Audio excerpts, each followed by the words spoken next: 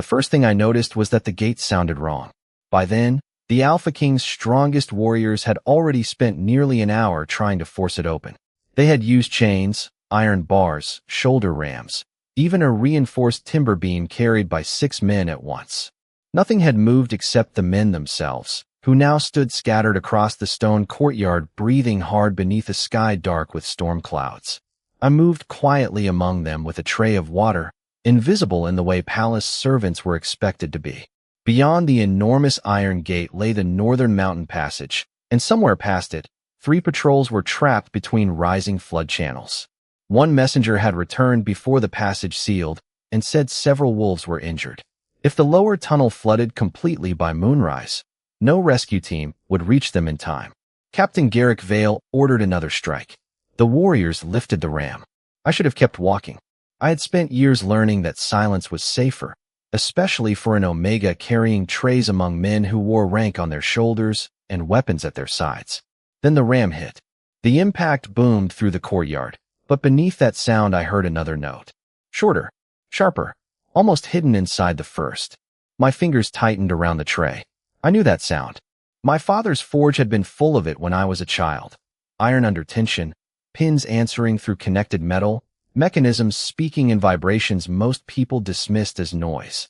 The warriors pulled back. Garrick shouted for them to hit harder. I stared at the gate. Decorative bands crossed its surface, but beneath them I could make out 3 shallow iron plates placed at uneven heights. They were not decoration. Not entirely. Another strike would not simply fail. Something inside the gate was already loaded against the force being used on it. I did not know why. I did not yet know whether the mechanism was damaged, jammed, or worse. But I knew what the next blow might do. The warriors lowered their shoulders and charged. I stepped directly into their path. Boots scraped against stone as they stopped short of me. Water tipped over the edge of my tray and splashed across my hand. Every face in the courtyard turned toward the waitress who had just interrupted the king's rescue operation. Garrick's expression hardened.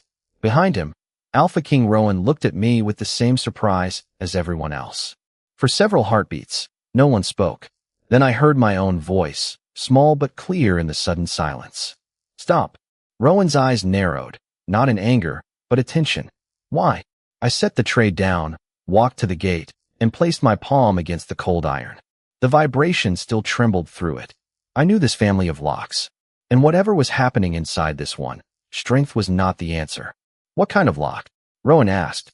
I kept my palm against the iron because looking at the gate was easier than looking at the warriors behind me. An old counterweight forge lock, or something built from the same design. Garrick gave a sharp breath of disbelief.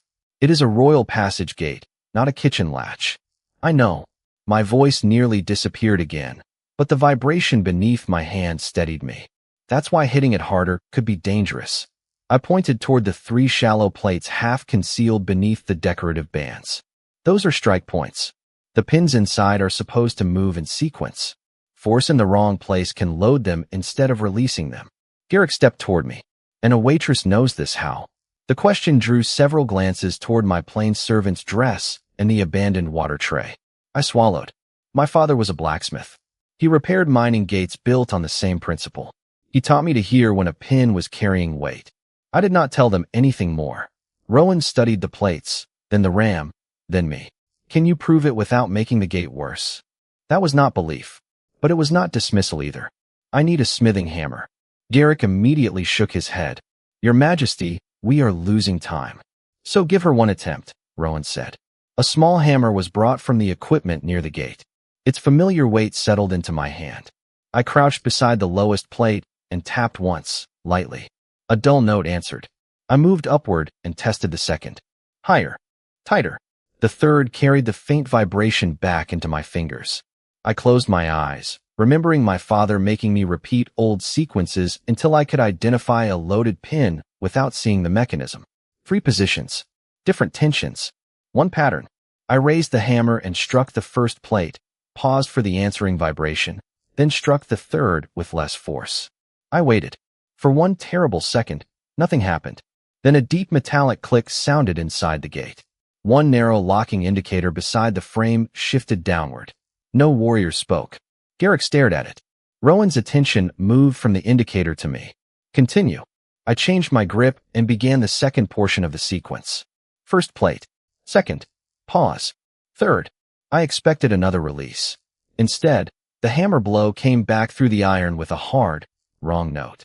The second indicator did not move. I stopped immediately. Again, Garrick said. No, his expression sharpened. You said you knew the sequence. I do. Heat rose into my face as the warriors watched. One success had given me their attention. One failure was already taking it away. Then finish it. I lowered the hammer. Something inside isn't responding the way it should. Garrick looked toward Rowan. A lucky strike. We have patrols drowning while she experiments. I almost stepped away. Then I saw a thin, bright line beneath the edge of the second strike plate. Old iron should have been dark with oxidation there. This mark was pale and raw. I crouched closer and brushed away a trace of metal dust without disturbing the plate. Several narrow scores ran along the protected edge, too fresh to belong to the gate's age. Rowan came nearer, but did not touch them. What is it? I stared at the marks, suddenly less certain that we were dealing with a mechanism that had simply worn out. I don't know yet. I forced myself to say only what the iron could prove. But those marks are recent. Then I need the maintenance history, I said. Garrick's attention snapped from the fresh scoring to me. Restricted military records are not handed to palace servants. I don't need troop movements. I need to know when this gate was last opened, inspected, or repaired. We do not have time for this. If the mechanism is damaged, the records may tell me where. Rowan looked toward one of the guards. Bring the gate maintenance ledger. Keep it under guard. Garrick's jaw tightened. Your Majesty, she has moved one lock your warriors could not move. Until we understand why the second failed, no one strikes this gate again. The order settled over the courtyard. I returned to the second plate while the ledger was fetched. Rowan remained nearby. He did not crowd me or ask whether I was certain. I was grateful for that, because I wasn't. I tapped lightly around the plate and listened. The sound changed after every heavy strike, I said. I noticed it before I stepped in front of the ram. Changed how? Shorter. Like the vibration had less room to travel. I touched the bright scoring. If this pin has been carrying too much pressure for years, it may have bent. It was the simplest explanation, and for a moment I wanted it to be true. Old iron failed. Old mechanisms were down. Neither required me to accuse anyone of anything. Rowan watched as I repositioned the hammer. Can you test that? Yes, but lightly. I struck the first plate once, then tapped the second at 2 different points. The answering notes were clean. Too clean. I repeated the diagnostic pattern, changing the interval between taps. A bent pin should have produced uneven vibration as it dragged against its housing. Instead, the response remained precise. The direction was wrong, not the movement. I lowered the hammer. I was mistaken. Garrick folded his arms. Then perhaps we can return to the rescue. No. I leaned closer to the plate, following the vibration through the iron with my fingertips. I thought the pin was bent. It isn't. Rowan crouched beside me. What is it? Reversed. The words sounded louder than I intended. I pointed toward the maintenance plate bordering the mechanism. The locking pin is sitting in the opposite orientation from the design I know. That is why the sequence releases the first lock but loads against the second. Garrick shook his head. You cannot see through iron. I don't need to. A damaged pin loses vibration unevenly. This one answers cleanly from the wrong direction. I looked at the maintenance plate. Its bolts were accessible only from our side of the gate. Someone would have had to open this panel to reverse it. Silence returned, but it was different now. Before, they had been surprised that a waitress spoke. Now they understood what I was saying. Rowan stood. His gaze moved across the warriors and finally to Garrick. Guard the plate. Nobody touches the mechanism unless Alara instructs them. Hearing my name and his command startled me almost as much as the order itself. Garrick stepped forward. We have 3 patrols beyond that gate. Speculation about a reversed piece of iron cannot take priority over their lives. It isn't speculation if another strike drives it farther into the housing, I said. Garrick looked at me. I nearly lowered my eyes. Instead, I held his gaze. Rowan turned toward the ram. No more force. For the first time, the king had chosen my technical judgment over the procedure his warriors trusted. Footsteps crossed the courtyard as the guard returned carrying a thick maintenance ledger against his chest. He did not hand it to me. He held it open while Rowan inspected the latest entry. I read it from where I stood. The date made my stomach tighten. The northern gate had not been neglected for months or years. According to the record, it had been inspected and declared fully functional 2 nights ago. The entry should have reassured me. Instead, it made the fresh scoring beneath the second plate feel more deliberate. I read the inspection line again while the guard held the ledger steady. The gate had been checked, cycled, and recorded as functional 2 nights earlier. If that record was accurate, the reversed pin had not been sitting unnoticed for years. I looked back at the iron. Was the gate open during the inspection? According to the record, Rowan said, the locking sequence was tested. I asked the guard to angle the ledger toward me without releasing it. The notation beside the second mechanism showed the pin in its standard position. I tapped the plate once, listening to the clean response from the opposite orientation. There was no reasonable way ordinary ware had done that. This was changed, I said. Garrick's expression hardened. You already told us that. No. Before, I knew someone would have needed access to reverse the pin. Now we know when it happened. I indicated the inspection entry. If this gate worked 2 nights ago, then the mechanism was altered during or after that inspection. Rowan's face went still. From this side. Yes. The word carried farther than I wanted. I turned back to the gate, trying to think only about iron. The fresh scores showed where a tool had entered. The pin's reversed position explained why my sequence had failed. But another detail bothered me. I remembered the warriors striking the gate, each impact shortening the second vibration. I pictured the internal pin moving deeper against its housing. My stomach tightened. The heavy strikes weren't just useless. Rowan caught the change in my voice. What did they do? They were finishing it. Several warriors shifted behind us. I pointed to the second plate. Whoever reversed this pin placed it so pressure from the normal opening direction would resist the sequence. But when your men struck the gate harder, the force traveled through the assembly and drove the pin farther into the lock. I looked toward the abandoned ram. Someone didn't merely close this gate. They arranged it so the obvious response to a failure would make the failure worse. Rowan understood before anyone spoke. They expected my warriors to use force. The question I had been trying to answer changed in that instant. Opening the gate still mattered. 3 patrols were still trapped beyond it, and stormwater was still climbing toward the lower tunnel. But now there was another question inside the first one. Someone in the stronghold had known what the warriors would do. Garrick stepped toward the ledger. And conveniently, the only person here claiming to understand this mechanism is her. I turned. What? You recognized a system my trained men did not. You knew where to strike it. You knew how the pin would react. His eyes settled on me. Yet no one here knew a palace waitress possessed this knowledge until today. The courtyard seemed to contract around me. My father taught me. A dead blacksmith cannot confirm what he taught you. Rowan's voice cut between us. Suspicion is not evidence. Neither is her word, Your Majesty. Garrick looked toward the guards. Until we know who altered the gate, she should be detained. For a moment, the old instinct returned. Say nothing, become small, let people with rank decide what my knowledge meant. Then my eyes dropped to the maintenance entry. Beside the inspection notation was a tiny rectangular indentation pressed into the page. Not ink. A tool mark. I had seen smiths use marks like it to identify equipment and work assignments. Wait. I leaned toward the ledger without touching it. That mark. The inspection crew used to punch. Rowan followed my gaze. What does that tell us? Maybe which tool set was used. I looked at Garrick. I want to see the maintenance kit from this inspection. Before Rowan could answer, hurried footsteps crossed the courtyard. A guard approached and stopped before him. Your Majesty, the armory cabinet holding the gate maintenance tools has been found open. His next words landed harder than any ram. One of the numbered tools is missing. Somewhere beyond the iron, water thundered through the mountain channels. The missing tool did not make the courtyard turn toward Garrick. It made more faces turn toward me. I understood why before he spoke. An unusual mechanism, Garrick said. Specialized forge knowledge. A missing maintenance tool. And the person who suddenly knows exactly where to look is the servant no one knew had that knowledge. My throat tightened. I have never been inside the armory cabinet. That is what you say? Enough, Rowan said. Garrick did not retreat.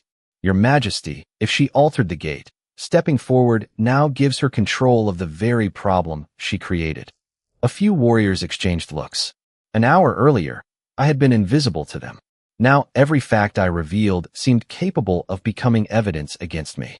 The familiar instinct rose inside me. Stop explaining. Stop correcting. Silence had protected me before. Rowan looked at me. Alara, I need facts. Nothing more. There was no accusation in his voice, but no blind promise of belief either. Somehow that made answering easier. My father repaired mining gates and forge locks. I learned beside him. People above my rank did not appreciate being corrected by an Omega, even when I knew what I was talking about. I glanced at Garrick. Eventually, I learned it was safer to know something quietly. Rowan held my gaze for a moment, then turned to the guard with the ledger. Verify the inspection mark. Independently. Find the quartermaster responsible for that tool set. Garrick frowned. While patrols are trapped? While no one touches the gate. The answer was immediate. When the quartermaster arrived, the ledger remained in the guard's hands. He examined the rectangular punch mark and identified it as belonging to a numbered maintenance kit issued for the inspection 2 nights earlier. He also confirmed something simpler. Palace service staff had no authorized access to the locked cabinet containing those tools. That did not prove I was innocent, but it broke the neat shape of Garrick's accusation. I asked to see the exposed edge of the reversed pin again. Under guard, the maintenance plate was opened only enough for us to inspect the scoring without removing anything. A narrow rectangular impression marked the metal beside the altered pin. The quartermaster's expression changed. The missing tool has a tip that shape. Rowan looked from the impression to the ledger. So the same type of tool issued for the inspection could have reversed it. Could have, I said. Not enough to tell us who held it. I would not turn possibility into certainty simply because certainty would protect me. Before anyone answered, a sharp signal sounded from beyond the gate. Every warrior went still. One of them identified the pattern. A stranded patrol had reached the far side of the passage. A second signal followed, broken and uneven. Someone with them was badly injured. The floodwaters sounded louder now, close enough that I could feel its faint tremor through the iron. I returned to the mechanism. We were running out of time to investigate safely. The pin had to be reset. I studied the maintenance channel and listened again. There was one way to relieve it without driving it deeper, but the release point sat inside the narrow access space, while the assembly remained under tension. If my timing was wrong, the mechanism could snap shut around my hand. If I withdrew too early, the pin might lock permanently. I can reset it manually, I said. Rowan looked at the opening, then at me. What happens if it slips? Best case, we lose the mechanism. I flex my fingers once. Worst case, it catches my hand. Then find another method. There may not be time. His expression hardened. I will not order you to risk that. I'm not asking you to. The words came more easily than they would have that morning. You trusted me when I told you what this gate was doing. Trusting my expertise also means letting me decide which risks I'm qualified to take. Rowan was silent. Then, slowly, he stepped away from the maintenance channel. Tell me what you need. I need everyone away from the gate except 2 warriors to hold the maintenance plate, I said. No one strikes anything unless I tell them. Rowan repeated the order, and the courtyard cleared around me. I knelt beside the narrow access channel and tested the tension with the small hammer. The pin has to move backward before it can release. If I miss the point where the pressure drops, it will drive deeper. Garrick stepped forward. This is wasting what little time remains. I looked at Rowan. If he takes command back the moment this looks wrong, I cannot do it. Rowan's gaze shifted to his captain. He won't. I slid my left hand into the access channel and kept the hammer in my right. Cold iron pressed against my wrist. I tapped the first plate and listened. The answering vibration traveled into my fingertips. Another tap. A pause. Then I felt it, the smallest easing inside the mechanism. Hold. The warriors froze. I adjusted my fingers against the release edge and struck again. The pin moved. For half a second, I thought I had it. Then the stored tension snapped back. Metal slammed inside the housing. Pain tore through my left hand and forearm as I jerked free. The hammer struck the stones beside my knee. Blood appeared along a shallow cut near my wrist, and my fingers immediately began to stiffen. Rowan was beside me before I stood. Alara, I can still move them. I flexed my injured hand and winced. My grip was weaker, but nothing felt broken. Garrick pointed toward the ram. The attempt failed. We have no time left for another experiment.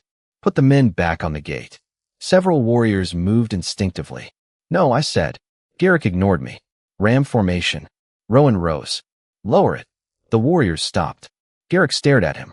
Your Majesty, the patrols will die while we listen to a servant strike metal. And another full-force blow may seal the mechanism permanently. According to her.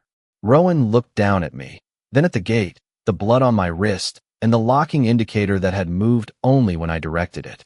He turned toward a guard. Bring me the royal forge hammer. A heavier hammer was placed in his hands. Instead of using it, Rowan walked to me and held it out. From this moment until that passage opens, Alara commands the gate operation. You follow her timing, her instructions, and no one touches this iron without her order. No one moved. Garrick's face went rigid. Rowan continued. If this fails, the decision is mine. I accepted the hammer with my right hand. Its weight pulled at my shoulder, but my grip held. Trust suddenly felt heavier than suspicion. I turned back to the access channel and replayed the failed attempt in my mind. The mechanism had slipped, but before it snapped back, I had felt how far the reversed pin had traveled. I tapped the plate again. The answer was shorter than before. Not random. Measured. I looked at the marks left by the warrior's earlier blows, then at the depth of the pin inside the housing. Each heavy impact had driven it another increment inward. Whoever reversed it had not needed to remain here to finish the sabotage. They had only needed to know what the warriors would do when the gate refused to open. My eyes went to Garrick. Not because I had proof against him. Not yet. Because there was one fact I needed. When a royal passage gate fails during an emergency, I asked, Rowan, what are your warriors trained to do? Rowan answered without hesitation. Escalate force until the obstruction breaks or command orders withdrawal. Who wrote that procedure? The courtyard became very quiet. Rowan's gaze moved slowly toward the man who had spent the afternoon demanding harder strikes. Captain Garrick Vale. I kept my eyes on Garrick, but I did not accuse him. Writing the procedure meant he understood what the warriors would do. It did not prove he had reversed the pin. Who authorized the inspection 2 nights ago? I asked. Rowan turned to the guarded ledger. The quartermaster checked the entry more carefully. The authorization bears Captain Vale's command seal. Garrick's expression barely changed. Because gate maintenance falls under my authority. Who performed it? Rowan asked. The quartermaster hesitated. The regular gate crew should have. He turned several pages. But they were reassigned that evening. By whom? The answer was already visible in his face. Captain Vale. Garrick stepped forward. I moved them to the eastern wall because storm damage required inspection. That proves nothing. He's right, I said. Several warriors looked at me in surprise. My injured hand throbbed against my side. The seal gives him access. The reassignment gives him opportunity. The missing tool and the reversed pin show how the gate was altered. His procedure explains why whoever did this knew the warriors would make it worse.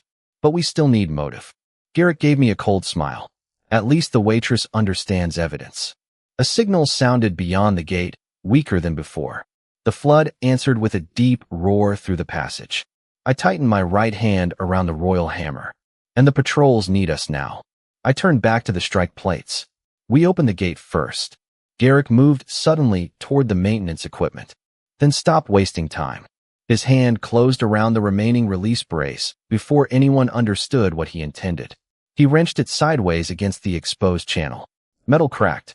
Rowan's guard seized him immediately, but the damage was done. The brace hung bent from its fitting, and the easiest route for manually relieving the pin was gone. Garrick struggled once against the guards. You are trusting a servant over your captain. Rowan's voice was quiet.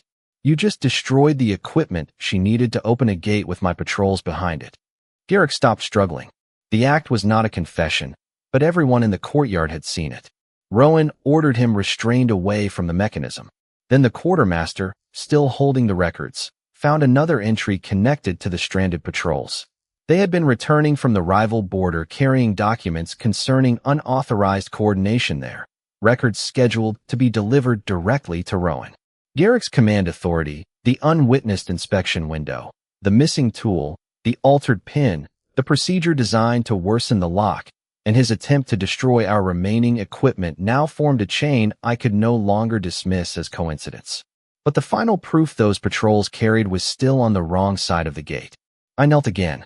My left hand had swollen enough that closing it fully sent pain up my forearm. The manual release was no longer possible.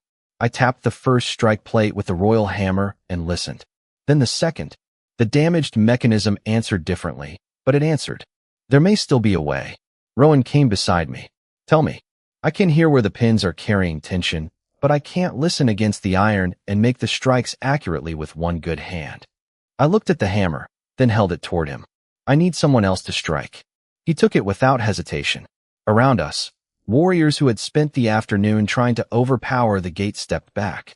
I pressed my ear against the cold iron and closed my eyes. Somewhere beyond it, water thundered closer to the trapped patrols. Rowan waited beside me with the hammer lowered. Not until I tell you, I said. Not even if you think I'm waiting too long. Understood. I listened for the faint second note beneath the roar of the flood. When I found it, I lifted my injured hand just enough to mark the first strike point. Now listen to me. I kept my ear against the iron until the roar of the flood faded behind the smaller sounds inside the gate. Metal carried everything if you knew which vibration mattered. Rowan stood beside me with the royal hammer raised, but perfectly still. Lowest plate, I said. Half strength. He struck exactly where I pointed. The gate answered with a deep note that traveled through my cheekbone. Wait. Nobody moved. I counted the fading vibration, then lifted 2 fingers toward the upper plate. Now. Rowan struck again. Something shifted inside the housing. The first pin slid backward with a heavy click, and the locking indicator dropped into its release position. A breath seemed to pass through the warriors behind us. Don't celebrate yet, I whispered. The second pin was carrying more tension. I moved along the gate, keeping my injured left hand close to my body, and pressed my ear near the damaged maintenance channel. Middle plate. Lighter. Rowan struck. The response came sharp and uneven. Again, he asked. No. He lowered the hammer immediately. That mattered more than he could have known.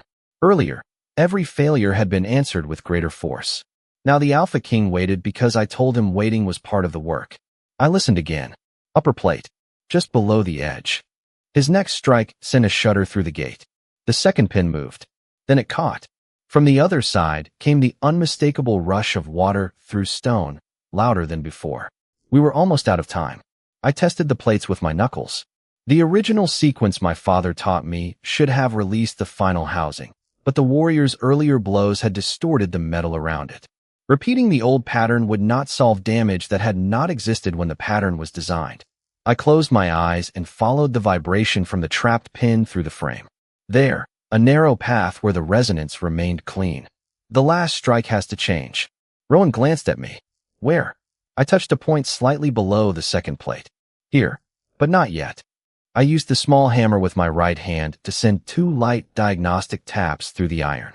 The answering note rose, fell, then briefly aligned with the first released pin. That was the moment.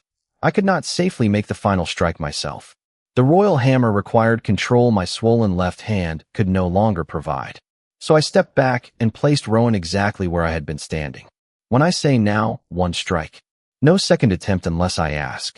He nodded. I pressed my fingers to the frame and waited through another cycle of vibration. The gate trembled. The flood roared. The final pin answered. Now. Rowan brought the hammer down once. The sound cracked across the courtyard. For 1 heartbeat, nothing happened. Then the final locking indicator dropped. Iron groaned against iron, and the enormous gate moved. Warriors rushed forward, but Rowan stopped them until I checked the mechanism. Slowly, I said, it's damaged, but it will hold. Under my direction, they opened a passage wide enough for the rescue team. Men disappeared into the northern tunnel as water surged through the channels beyond. They returned with the stranded patrols before the lower route vanished beneath the flood. Some wolves had to be supported, including the badly injured one whose broken signal we had heard, but they were alive. One patrol leader carried a sealed packet protected beneath his soaked cloak. He placed it directly into Rowan's hands. The documents inside matched the quartermaster's records. Garrick had conducted unauthorized coordination with the rival border faction, and the returning patrol had gathered the evidence that would expose it. The gate had been sabotaged to keep those documents, and the wolves carrying them, from reaching the stronghold. Garrick stood restrained beneath guard as the physical chain was laid out before him.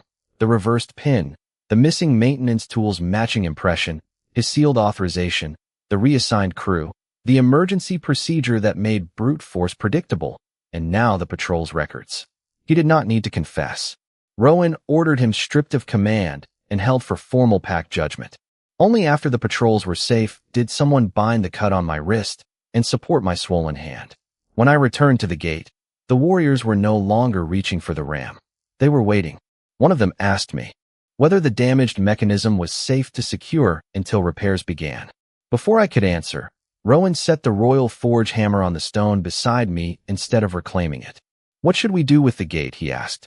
I looked at the iron that an hour earlier everyone had tried to overpower. Then I listened to its quieter, damaged answer. "First," I said, "we stop assuming it needs someone stronger." By morning, the flood had begun to recede, but the northern gate remained closed to ordinary traffic until its damaged mechanism could be rebuilt. Garrick stayed under guard awaiting formal pack judgment, his command already stripped from him. The rescued patrols were recovering inside the stronghold, and the documents they had carried were secured with the other evidence against him. No one needed a confession to decide what had happened at the gate. The iron had preserved its own record. So had the ledgers. So had the men who had watched Garrick destroy the release brace when the evidence began closing around him. The warriors revised their emergency procedure before repairs even began. Force would no longer be the automatic answer to a failed mechanism. When specialized knowledge contradicted standard procedure, it could halt an operation long enough to be tested and documented. I expected to return to carrying trays. Rowan had another proposal. He offered me formal responsibility for restoring the stronghold's old gates, locks, and forge mechanisms. I looked at my bandaged hand before answering. "Because I opened this one? Because you understood it when the rest of us didn't? Then the position belongs to my work," I said. "Not because I obeyed you, and not because you feel you owe me something." Rowan nodded. "Agreed." I accepted.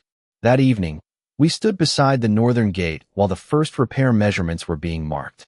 My left hand was still swollen, so the royal forge hammer rested on the stone between us. Rowan looked at it, then at me. "I noticed how rarely you speak." My shoulders tightened automatically. He did not ask who had made me that way.